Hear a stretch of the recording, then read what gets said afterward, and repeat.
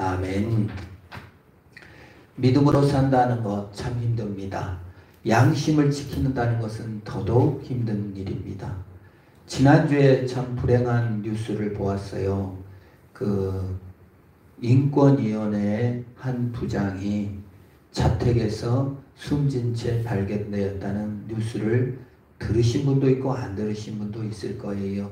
김건희 씨 명품백 그거를 무혐의 처분을 내리고 너무 양심이 괴로워서 동료에게 카톡을 남기고 또 동시에 이재명 법카 사용 그거는 또는 무죄 판결을 내린 고소를 하고 또 부산에서 죽을 뻔한 거는 그냥 헬기 탔다고 고소를 인권위에서 했거든요. 이게 그 두 가지가 너무 상반되잖아요.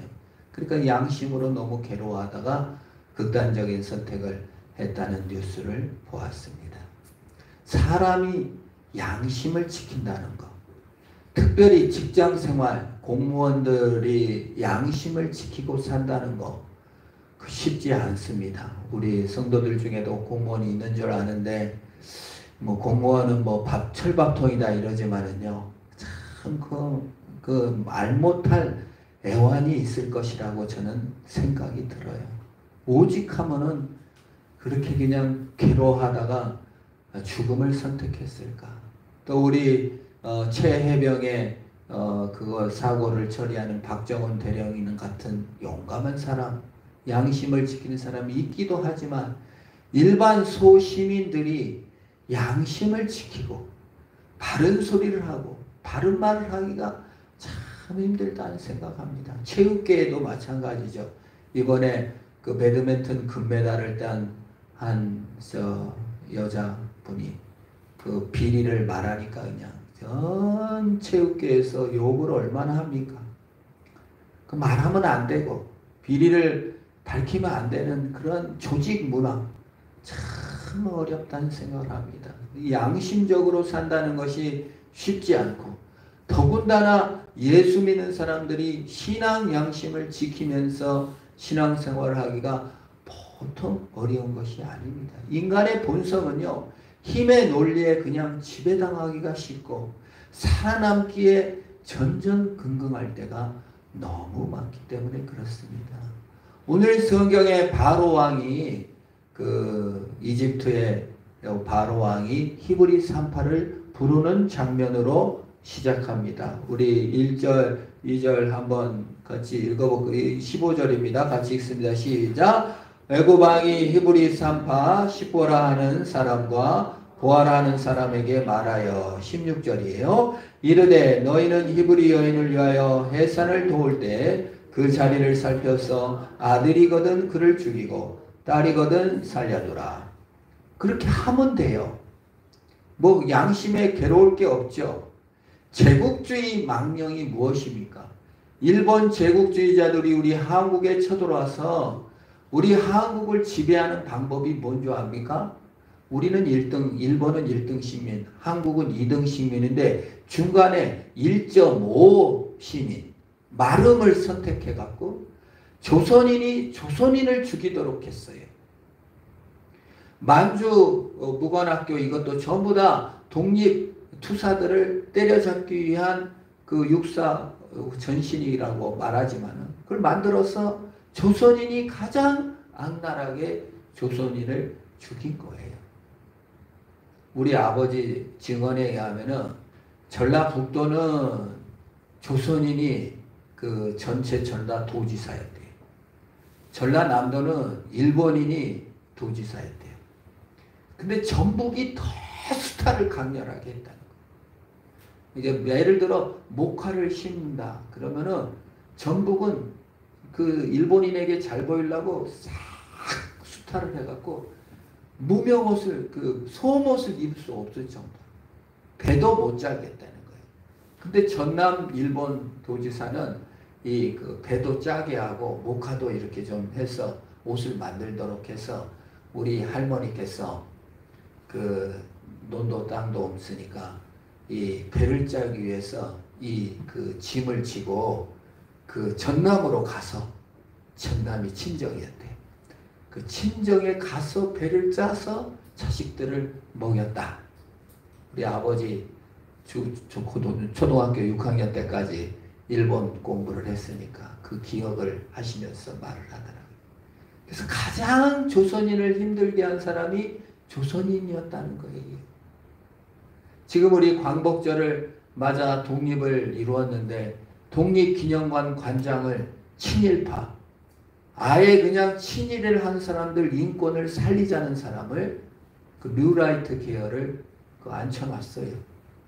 그리고 광복절에 맞춰서 김구는 테러범이다 라는 책이 발간된다고 하는 겁니다. 뉴라이트 여러분 들어보셨을 거예요. 이게 뭐냐면은 뉴라이트 오른쪽이라는 건데 극우파라는 뜻이에요. 우파는 뭐냐면 승리주의예요. 승리. 이긴 것이 중요하고 성공한 것이 중요하다. 이 입장이에요.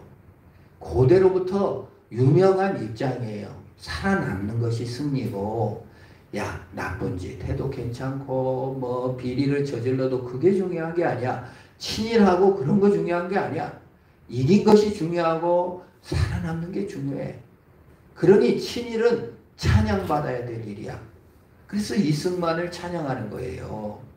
이승만이 어떤 인물입니까? 미국에서 독립군을 미국에 팔아넘긴 사람 아닙니까? 돈을 얼마나 착복을 한 사람입니까? 기회주의자였어요.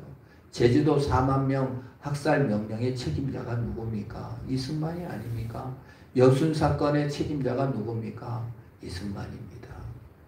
기회주의자죠. 엄청. 물론 공도 있습니다만 과도 많은 사람입니다.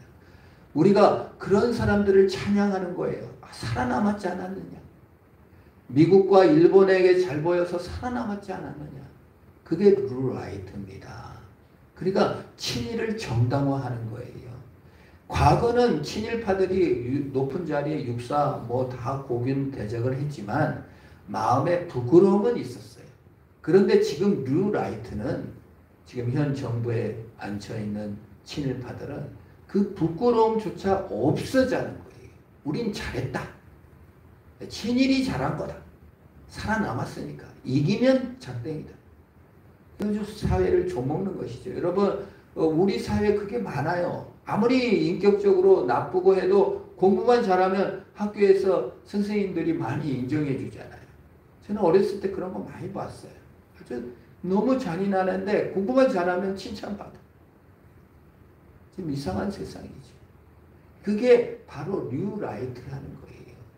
그게 뭐예요? 악의 평범성을 말한 것입니다.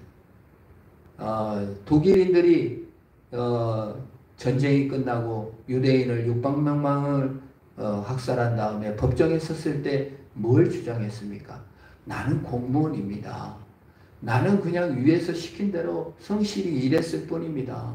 내가 뭔 죄 줬어요? 나는 출근을 열심히 했고 그냥 공무를 수행했을 뿐이라고 변명한 거예요. 실제로 그래요. 아이만 같은 사람은 전쟁이 끝나서 독일이 패망했음에도 불구하고 계속 죽이라고 한 거예요. 그런데 붙잡혔을 때 자기는 그냥 공무를 수행했을 뿐이라고 주장했어요. 그래서 악의 평범성, 누구나 다 악인이 될 수 있고 공무를 하듯이 그냥 가스를 열고 그냥 이 사람을 죽이고 집에 가서는 부인한테 아이만 같은 악마가 집에서는 부인한테 꼼짝 못하고 자식들한테 그렇게 친절했다는 거예요. 출근도 한 번도 지각한 적도 없고 얼마나 성실했는지 몰라요.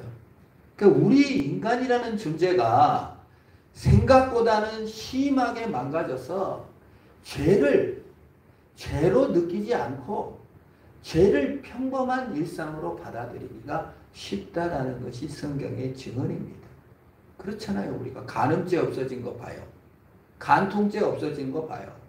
옛날에는 간통죄라고 하면은 그게 큰일이었습니다. 80년대에 어느 아나운서가 나와서 참 섹시하시네요 이런 말을 했는데 그 사람 잘렸어요. 부적절한 용어를 썼다고. 근데 지금은 섹시가 멋진 말로 표현되잖아요.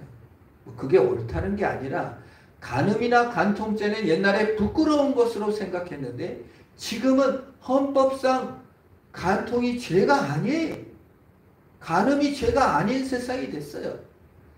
그래서 이 간혹 가다가 이 화면을 시청하면은 간음 저지른 거를 자랑하고 있어요. 연예인들이 나와서. 그런 세상이 됐다 그 말이에요. 뭐예요? 양심의 부끄러움마저도, 양심의 가책마저도 느끼지 않으려는 시대가 되어버린 거예요. 만약에 이 히브리인의 산파, 십부와 부하가 나는 왕이 시킨 대로만 했습니다 하고 사람을 막 죽였다. 그리고 나서 뭐라고 변명해요? 나는 왕이 시킨 대로 했을 뿐입니다. 공권력에 이거 따라서 산 것이에요. 죄를 지을 때 우리가 어떻게 생각해요? 내가 원하는 대로 했을 뿐입니다. 그때 이렇게 기분이 안 좋았습니다.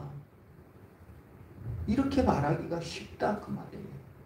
죄인된 피해의식, 왜곡된 승리주의가 이 세상을 판을 치고 있습니다. 정부의 요직에 다 차지하고 있고, 근데 그것이 현 정부를 나무래거나 또는 악의 평범성을 주장하는 걸 나무래게 우리 자신들이 바로 회개하고 고치고 양심대로 살고 믿음으로 살기보다는 그냥 살아남는 것과 그거에 급급할 때가 너무 많다는 거예요. 부끄러워하지 않아요.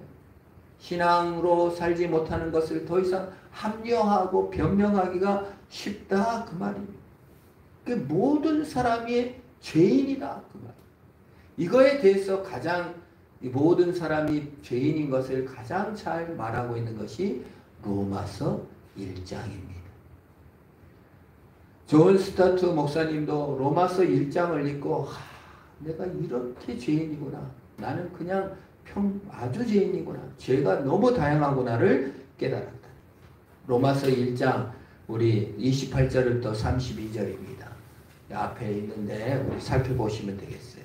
또한 그들이 마음에 하나님 두기를 싫어하며 하나님께서 그들을 상실한 마음에 내버려 두사 합당치 못한 일을 하게 하셨으니 곧 모든 불의, 추악, 탐욕, 악의가 가득한 자요, 시기, 살인, 분쟁, 사기, 악독이 가득한 자요, 수군수군한 자요, 비방하는 자요, 하나님이 미워하시는 자요, 교만한 자요, 자랑한 자요, 비방하는 자요, 악을 도모하는 자요, 부모를 거역한 자요, 우매한 자요, 배약한 자요, 무정한 자요, 무자비한 자라.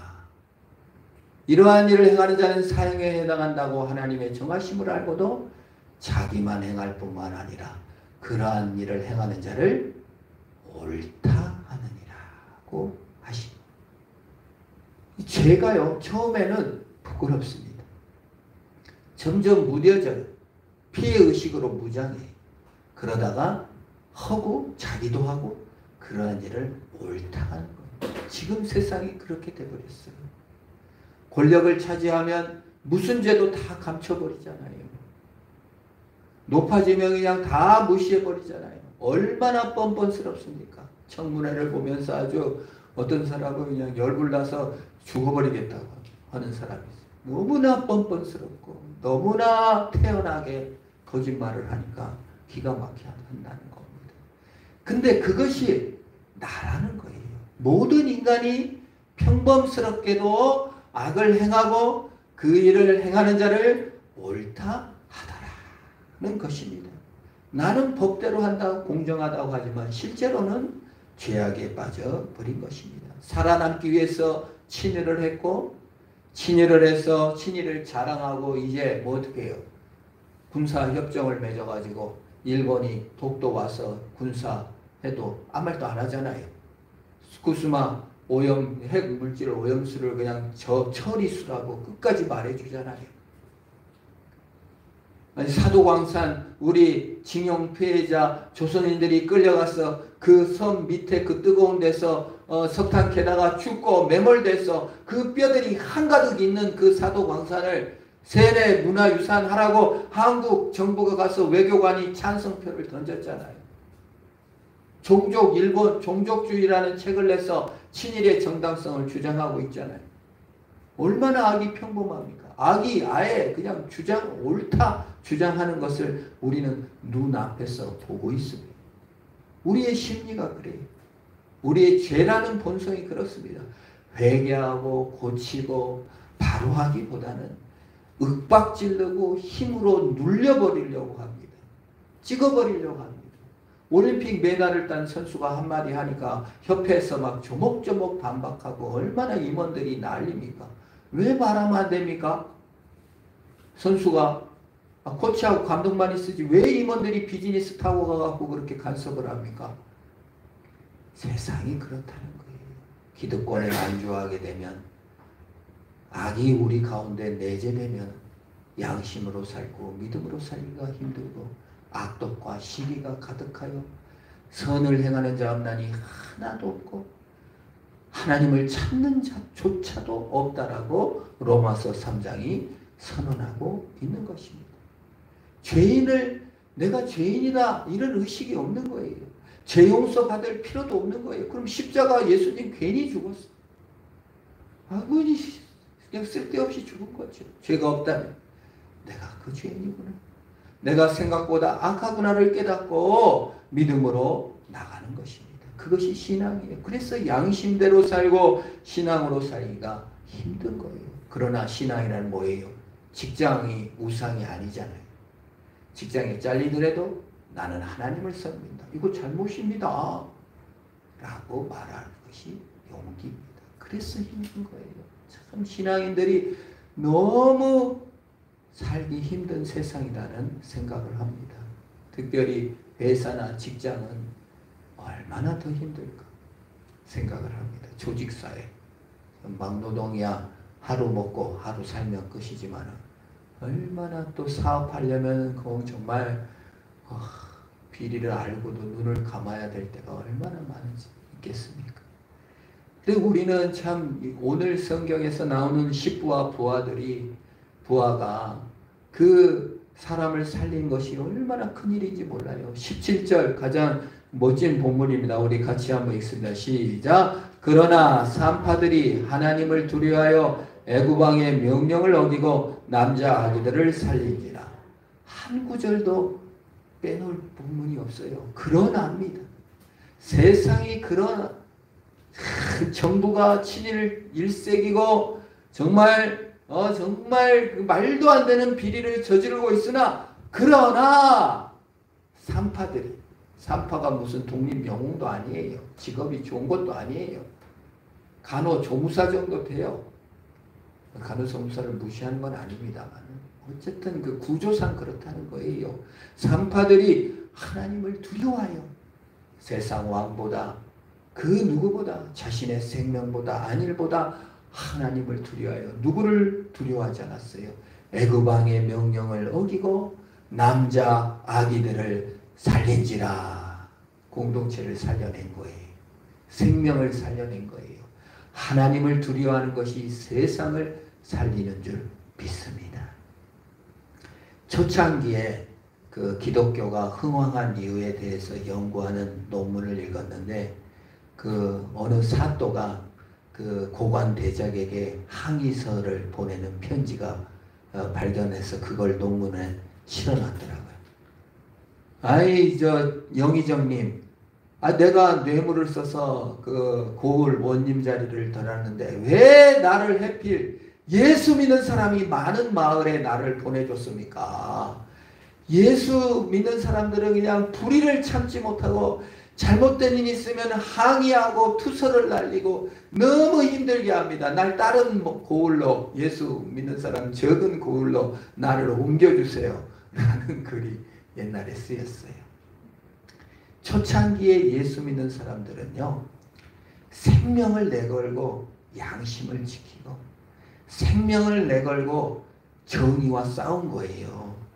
그래서 독립운동가들이 왜 예수 믿는 사람이 됐냐면 예수 믿는 사람들은 불의를 참지 않고 정의와 싸워간다. 그 목숨을 자기의 안위를 돌보지 않는다. 이러한 정서가 있었던 거예요. 아마 지금은 독립운동가들이 예수는 안 믿을 거야 아마. 예수 믿는 사람들은 뉴라이트 계열이 우리의 예수 믿는 사람들이 많습니다.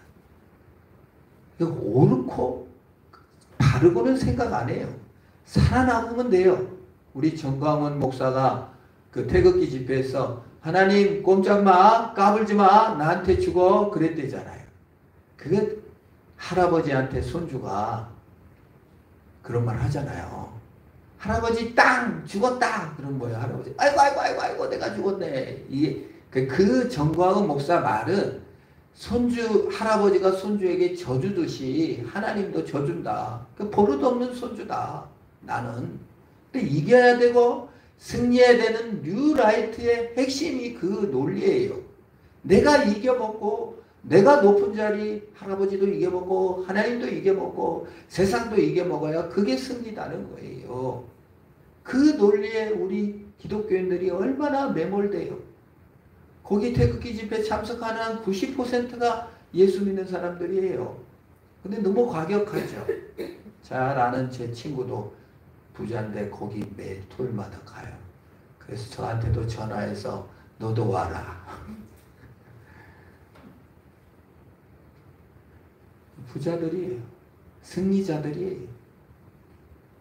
우리가 예수 그리스도께서는 십자가에서 죽어주셨는데 패배하시고 당하셨는데 우리는 꼭 이겨야 돼요. 우리는 꼭 성공해야 돼요. 우리는 꼭 잘 돼야 돼요. 그래서 승리의 의미를 알지 못해요. 뉴라이트로 빠져가는 겁니다. 아주 블루오션이 돼가지고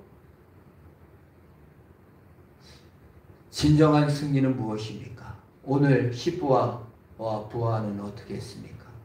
하나님을 두려워하여 생명을 살린 것입니다. 가장 연약한 아기들의 생명을 살려내는 것입니다. 내가 살아남지 않고 남을 살리는 것이 진정한 승리인 것입니다.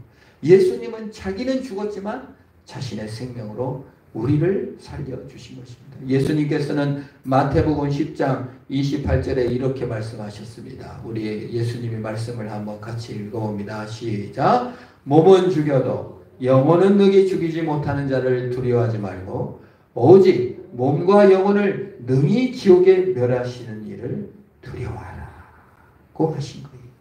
정말 이 두려워하여 생명을 살리는 일을 두려워한 것입니다. 공권력이 아무리 그래도 극한 것이죠. 좀 지금 생각하면요. 광복절이 이제 며칠 앞으로 다가오는데 김구 지금도 테러범이라고 하는데 과거에는 얼마나 더 심했을까. 모든 사람들이 테러범이라고 하고 욕하는 근데 그냥 그 김구 그 보면은요. 그 쫓겨가 갖고 그 중국 그 배 그 큰 배도 아니야. 그 쪽배 거기서 2년 가까이 숨어 지낼 때도 있었어요. 근데 그 중국 여자가 김구를 숨겨줬어요. 참 그 우리 한국 사람보다 참 훌륭한 여자예요. 참 대단합니다. 근데 그 테러범에 거기 숨어서 그 조그만 쪽배에 2년간 숨어 있고 근데 그렇게도 운동 독립 투쟁을 한다는 게 얼마나 어려웠을까. 그게 복된 귀한 겁니다. 오늘 여기 그 두 산파 얼마나 힘들었을까. 얼마나 믿음 지키기가 쉽지 않았을까. 하나님을 두려워하는 마음으로 아기들을 살린 그 생명. 저기 유대 그 애굽의 병사들이 코앞에 있을지라도 생명이 태어날 때마다 남자아이를 안고 축복하면서 너가 이 땅의 희망이 되어라. 살려주는 거예요. 우리가 예수 믿지 않은 사람들을 볼 때도 생명을 전하듯이 간절한 마음으로 호흡을 연장시키고 공공의 선을 위해서 일해 갈 때 양심을 지킬 때 나라를 살려나가는 정말 하나님께서 귀히 보시고 축복하시리라 믿습니다. 위대한 일이지. 정부의 양심 지키는 자들이 점점 사라져가는 이때 세상을 떠나고 극단적인 선택을 하고 곳곳에서 싸움이 있는 세대에 믿음을 지키고 신앙을 지키는 건 쉽지 않은 일입니다. 엘리야 시대 때 엘리야는 이렇게 탄식합니다. 죽여주세요. 다 죽고 나만 남았어요. 나는 이제 굶어 죽을 거예요. 아무것도 안 먹을 거예요. 광야에 나갑니다. 죽여주세요. 왜? 하나님 나와서 오셔서 혼내는 게 아니라 툭툭 치면서 야, 물 먹어. 야, 떡 먹어. 3번이나 그렇게 하시고 호렙산에 데려갑니다. 근데 엘리야는 너무 외롭고 지치고 힘들어가지고 하나님께 이렇게 얘기합니다. 열왕기상 19장 14절이에요. 제가 말씀을 한번 보겠습니다. 열왕기상 19장 14절. 그가 대답하되 내 만군의 하나님 여호와께 열심히 유별하오니 이는 이스라엘 자손이 주의 언약을 버리고 주의 제단을 헐며 칼로 주의 선지자를 죽였음이오며 오직 나만 남았거늘 그들이 내 생명을 찾아 빼앗으려 하나이다. 나도 원래는 계속 죽여달라고 그러고 나만 남았습니다. 우리가 얼마나 외롭습니까? 신앙생활 할 때. 다 그냥 적당히 사는데 내가 뭐 특별히 예수 믿는다. 직장 가다 보면 그래요. 저도 막노동 하는 거 3년 했는데 어쩐다 하면 주일날 교회 간다면 너만 예수 믿냐? 너만 왜 이렇게 특별하게 유별을 떠냐? 이래요. 얼마나 외로운지 몰라요. 교회 와도 뭐 별로 인정해 주는 사람도 없는 것 같은데도 세상에서도 외롭습니다. 엘리야가 그랬어요. 다 죽고 나만 남았습니다. 나만 혼자입니다.